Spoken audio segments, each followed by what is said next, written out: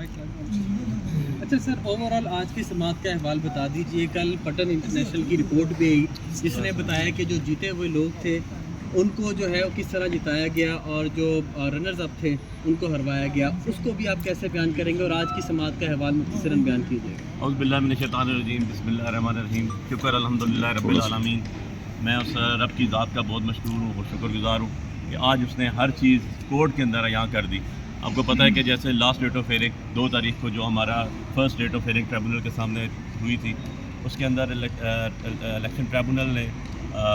Order کیے تھے کہ جی سارے ریٹرن کینڈیڈیٹس میں جتنے بھی کینڈیڈیٹس ہیں اور الیکشن کمیشن آف پاکستان جو ہے فارم 45 46 EMC سسٹمس میں جتنے بھی ان کا ریکارڈ ہے وہ کورٹ میں سبمٹ کریں.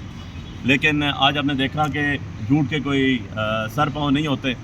اور آج وہ جھوٹوں کی طرح کورٹ میں کھڑے ہوئے تھے. کسی نے بھی فارم 45 اپنے ریٹرن کینڈیڈیٹ جو تھے ان میں سے جمع نہیں کیے. اور سب سے بڑی بات یہ کہ الیکشن کمیشن آف پاکستان جو کہ ایک ریگولیٹری ادارہ ہے جس کا کام صرف election fair free and transparent کرنا ہے، اس کے علاوہ ان کے پاس کوئی اور مینڈیٹ نہیں ہے. اور ان کی طرف سے وہاں پر ان کے ریپرزنٹیٹو پیش ہوئے، انہوں نے فارم 45 46 EMC یا باقی ریلیونٹ ڈاکومنٹس جمع کرانا تو کرانا، جواب دینا بھی مناسب نہیں سمجھا. اور ایک سول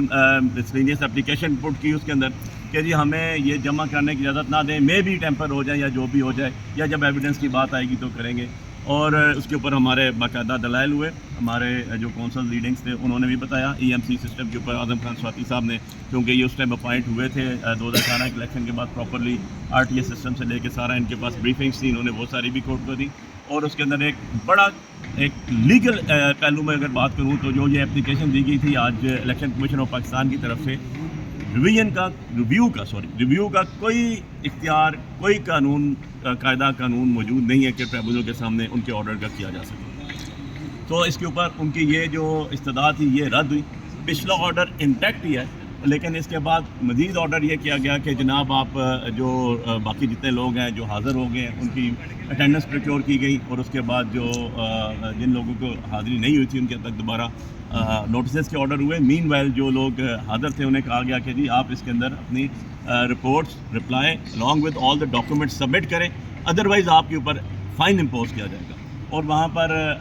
ECP کی طرف سے میں حیران ہوں کہ ایک ریگولیٹری اتھارٹی ہے، وہ تو آج ریٹرن کینڈیڈیٹس کے لیے ایسے کھڑی ہوئی تھی جیسے ان کے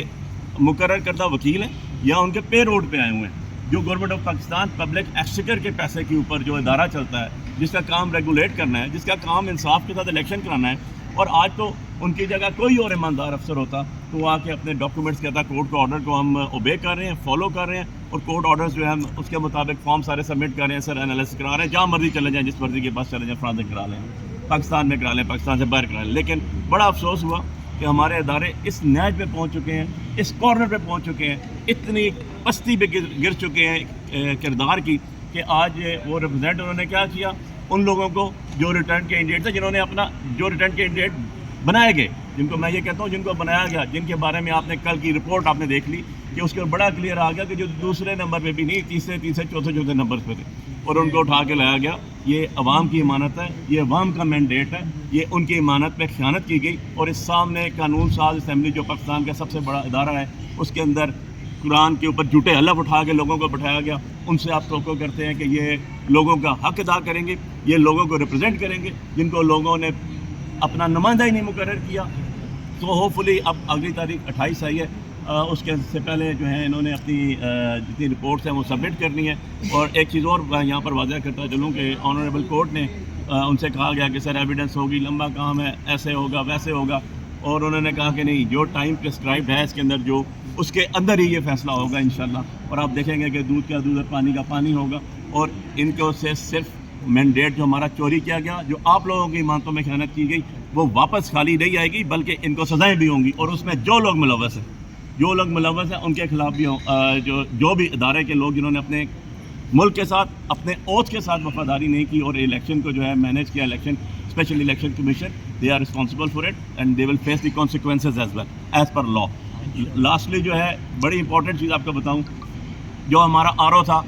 جو ADCG اسلام آباد تھا اور آج بھی یہاں بیٹھا ہوا ہے، جس نے آج تک ہمیں شکل دکھانا گوارا نہیں کی، ہم نے ہر پٹیشن میں اس کو طلب کیا، وہ کبھی بھی عدالت میں حاضر نہیں ہوا. اور آج تو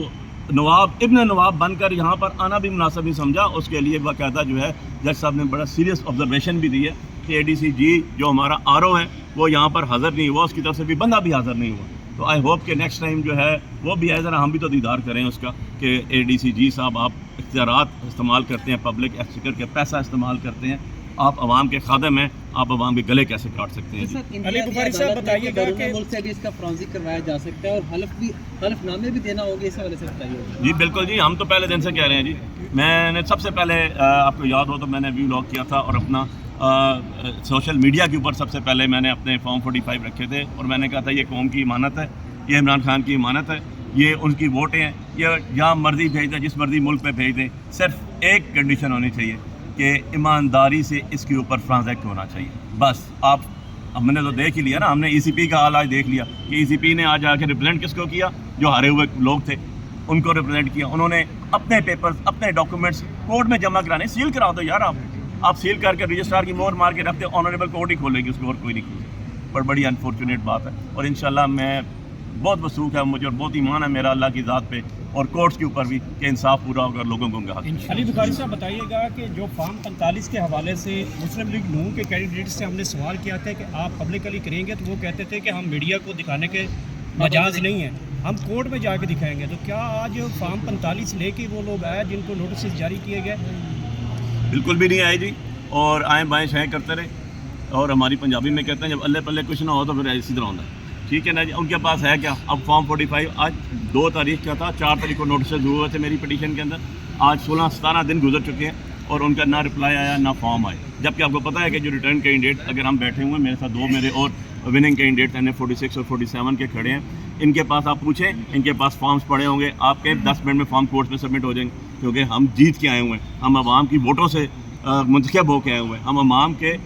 नुमाइंदा हैं, हम इमरान खान के टिकट पे जीत के आए हुए हैं। तो ये उसकी इमानत है, ये उनकी वोट है जो इंशाअल्लाह अल्लाह ताला ने चाहा तो वापस उनको मिलेगी। देखिए अगली तारीख